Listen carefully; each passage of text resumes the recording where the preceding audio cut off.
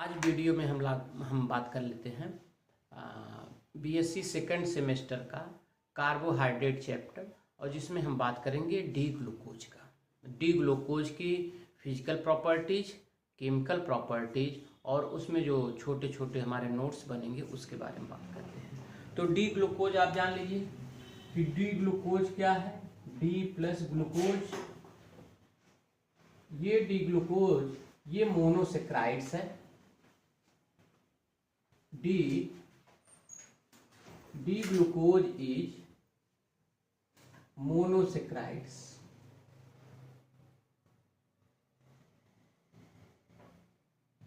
It occurs in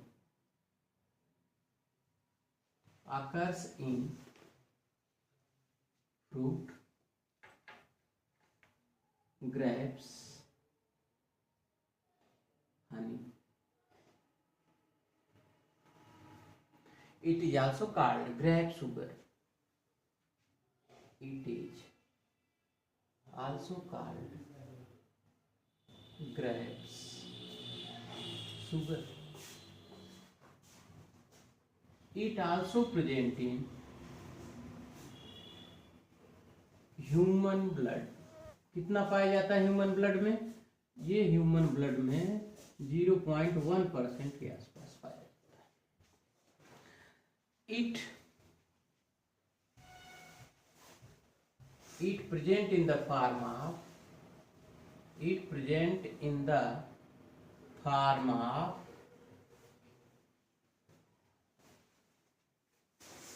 glycosides,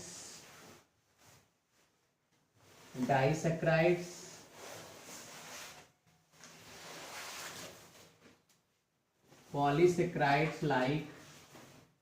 polysaccharides like starch, glycogen, cellulose etc. तो ये different रूप में पाए जाते हैं। फिजिकल प्रॉपर्टीज, ये तो हमने जनरल बातें कहा डी ग्लूकोज का। इसकी फिजिकल प्रॉपर्टीज कैसी होती हैं? It is white crystalline solid. जो डी ग्लूकोज होता है वो कैसे प्रेजेंट होता है? It is white crystalline solid,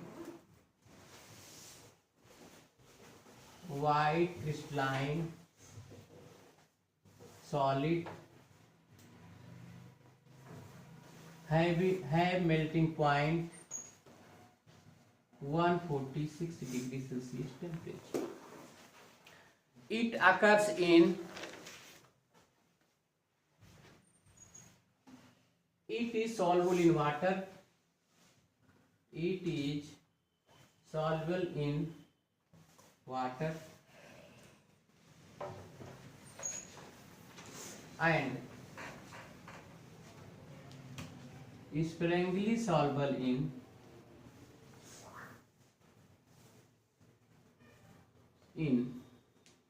ether and alcohol.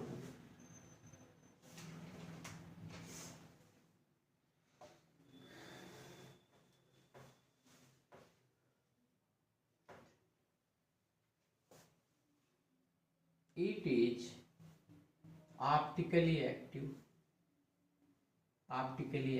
compounds.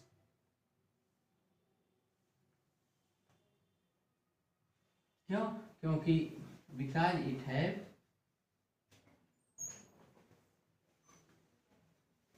have four chiral carbon। जब हम इसका स्ट्रक्चर आगे बताएंगे तो उसमें हम देखेंगे कि इसमें 4 कायरल कार्बन प्रेजेंट होते हैं। तो ये हमारी फिजिकल प्रॉपर्टीज हो गए ग्लूकोज की। अब इसके बाद हम बात करेंगे, ये फिजिकल प्रॉपर्टीज हैं, फिजिकल प्रॉपर्टीज ऑफ ग्लूकोज। अब हम बात कर लेते हैं chemical properties. Chemical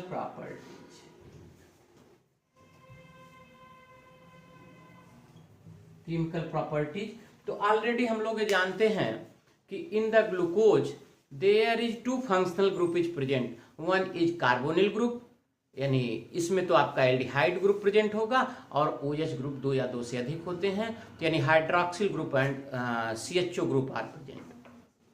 the chemical properties of glucose are shown due to presence of two functional group, 2 functional group की वजह से D glucose chemical property show करता है। पहला कौन सा हो गया, chemical reaction due to carbonyl group या एल्डिहाइड ग्रुप। तो पहला जो रिएक्शन होगा वो किसकी वजह से होगा, तो glucose shows chemical properties due to presence of aldehyde group and hydroxyl group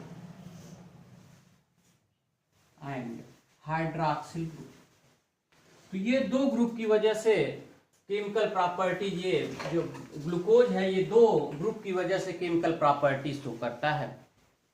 तो पहला जो हम बात करेंगे आपसे कि chemical properties due to presence of aldehyde group,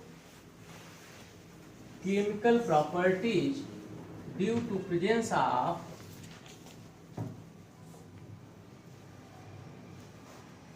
तो इसमें जो हम आपको बताएंगे बहुत सारी प्रॉपर्टीज हम आपको बताएंगे, लेकिन उसमें जो पहली प्रॉपर्टीज है केमिकल प्रॉपर्टीज ड्यू टू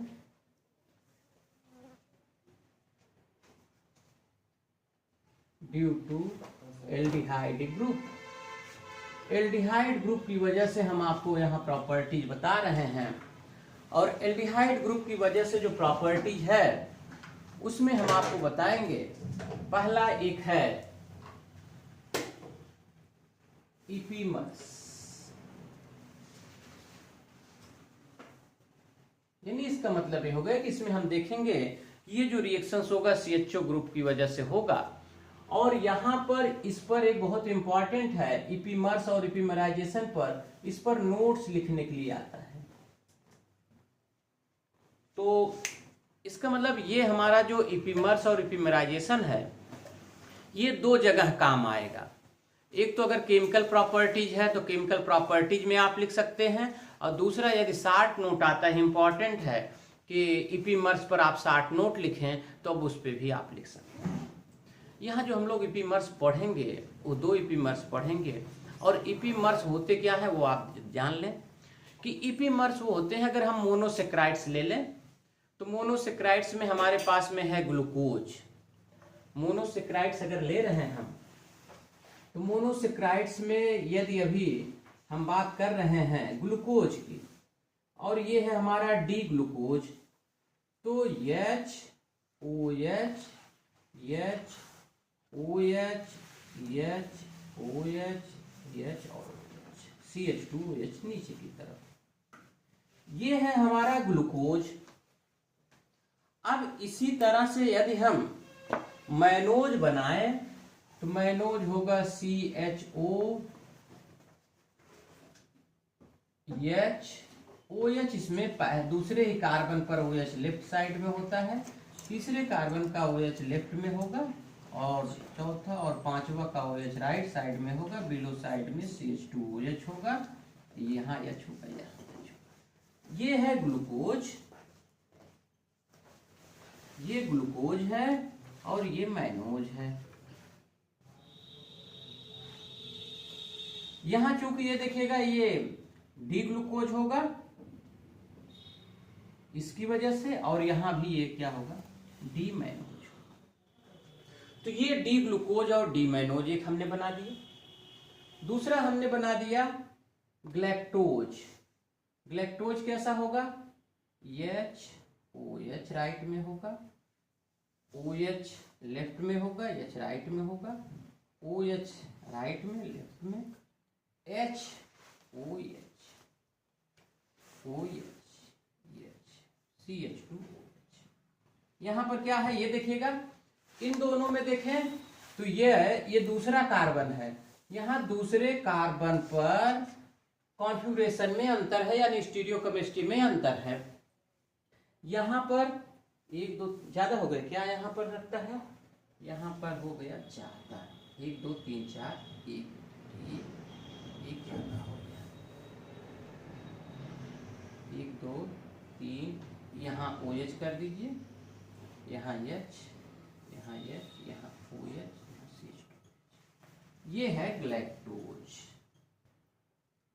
ये ग्लैक्टोज है, ये भी डी ग्लैक्टोज हो गया। तो यहां पर देखिएगा ये दूसरे कार्बन पर इसके स्टीरियोकेमिस्ट्री में अंतर है, डी ग्लूकोज और डी मैनोज का।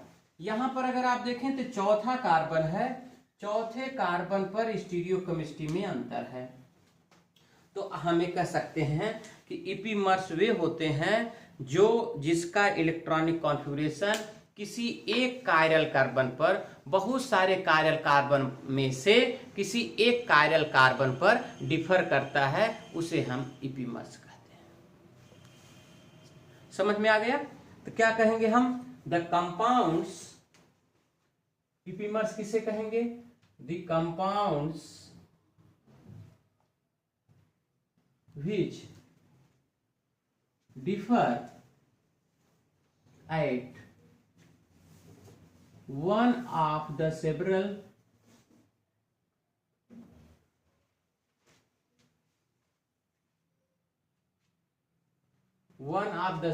chiral carbon is called इपीमर्स। तो इसका मतलब ये हो गया कि यहां पर जो हमारे पास में जो इपीमर्स होंगे ये डिफर कर रहे हैं, और ये जो हमारे इपीमर्स हैं, ये इपीमर्स एक दूसरे के मिरर इमेज नहीं है, लेकिन ये भी ऑप्टिकली एक्टिव ये भी है। अगर इसका हम आरएस लेंगे तो ये हमें आरएस जो मिलेगा डिफर करेगा, तो ये डायस्टियोमर होते हैं। तो इपीमर्स are,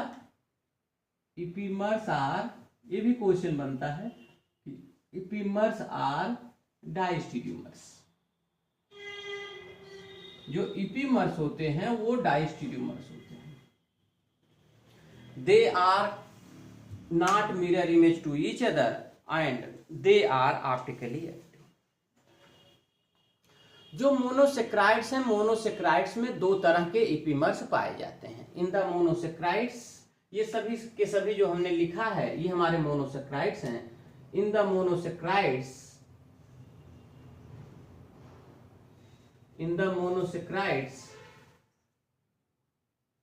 there are two type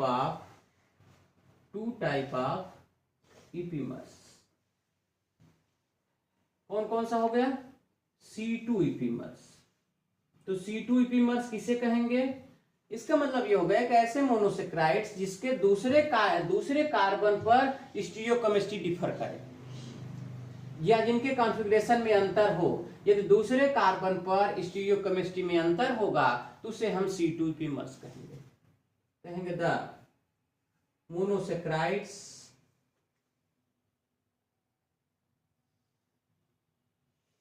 which differ in the configuration at carbon 2 is called C2 epimer. For example,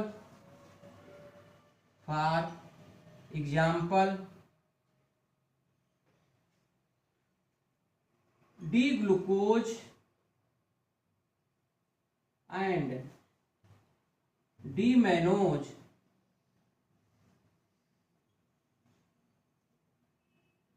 are C2 epimers। यहां देख लीजिएगा, तो ये हमारे जो होगा, एक क्या होगा, ये हो गए C2 इपीमर्स हो गए। ये हमारा C2 इपीमर्स है। दूसरी अगर हम बात कर लें C4 इपीमर्स की, तो ग्लूकोज और ग्लैक्टोज ये दोनों हमारे ये हैं C4 इपीमर्स। तो सेम एस के लिए भी ऐसे लिख सकते हैं। क्या लिखेंगे C4 इपीमर्स में? C4 इपीमर्स में ये लिखेंगे C4 कर दो, तो यहां हमने 4 कर दिया। यहां हमने जो डिफर एट कार्बन 2 की जगह किस कार्बन पर डिफर करेंगे? कार्बन 4 पर करेंगे, इसको C4 करेंगे। तो जहां 2 2 था वहां पर 4 4 कर दिया। और यहां पर ये ग्लूकोज और ये आपका ग्लैक्टोज ये हुआ, और यहां पर 2 है तो यहां पर 4 कर दिया। ये हो गया हमारा C4 इपीमर्स। तो ये हो गए C2 इपीमर्स और C4 इपीमर्स। अब हम बात कर लेते हैं इपीमेराइजेशन की।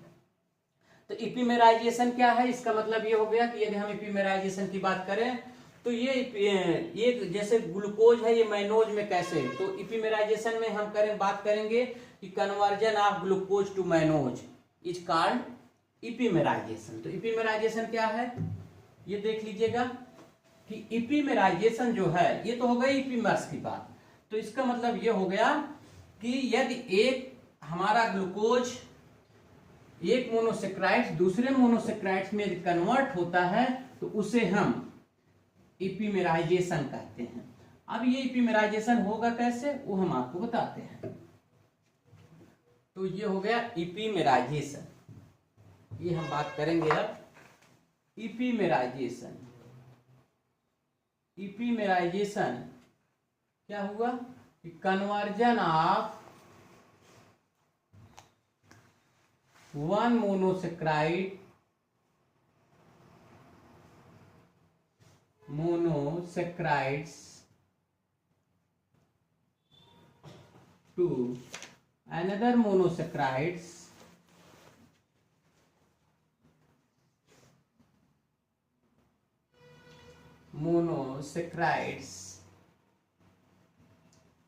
which differ at one carbon configuration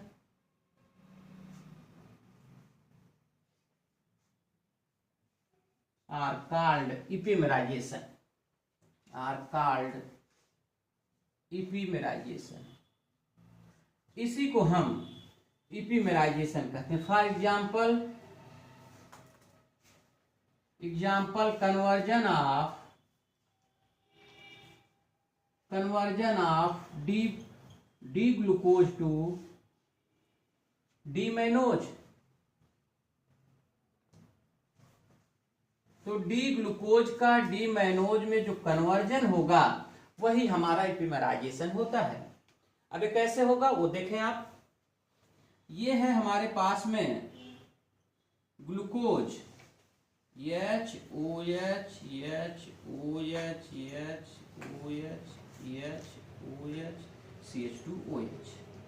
ये है। इसको हम जब ब्रोमीन वाटर के साथ में रिएक्शन कराते हैं, ये ब्रोमीन वाटर है, इसके साथ में जब रिएक्शन कराते हैं तो जो आपका ये एल्डिहाइड ग्रुप है इसका ऑक्सीडेशन हो जाता है। तो ये जो ग्लूकोज है डी ग्लूकोज है ये बन जाएगा ग्लूकोनिक एसिड में। तो ग्लूकोज ब्रोमीन वाटर के साथ रिएक्शन करने पर ग्लूकोनिक एसिड में कन्वर्ट हो जाता है। ये हमारा हो गया ग्लूकोनिक एसिड। ये इसका नाम है ग्लूकोनिक एसिड। ये है ग्लूकोनिक एसिड। फिर क्या होगा? फिर जब ग्लूकोनिक एसिड को हम पीरिडीन में लेते हैं तो ये मैनोनिक एसिड में कन्वर्ट हो जाता है। किसके प्रेजेंस में? पीरिडीन के प्रेजेंस में ये मिक्सचर बना लेता है। और ये मिक्सचर जो बनता है वो मिक्सचर होता है ग्लूकोनिक एसिड और मैनोनिक एसिड का।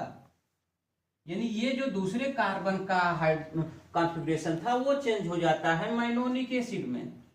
तो ये हमारा हो गया मैनोनिक एसिड, ये हुआ मैनोनिक एसिड, मैनोनिक एसिड।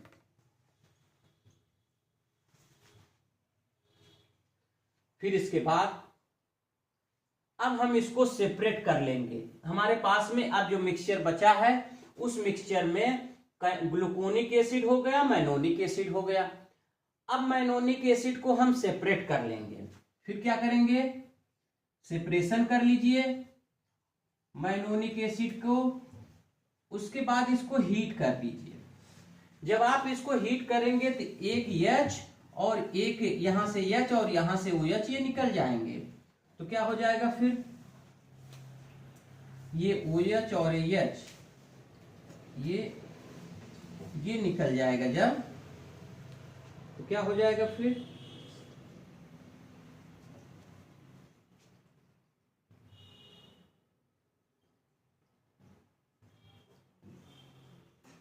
तो ये हो जाएगा COH OH OH H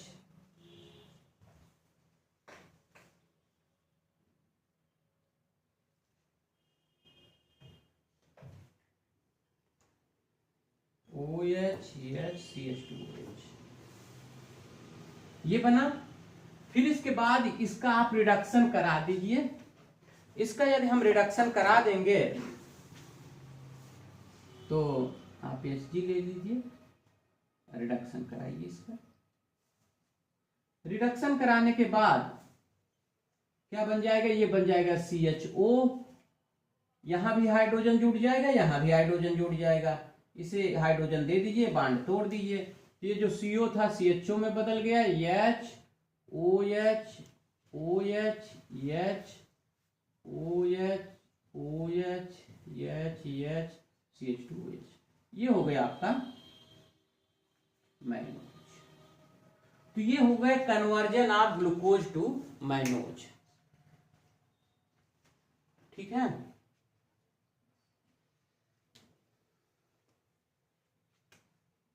ये सोडियम एमाल्गम ले लीजिए।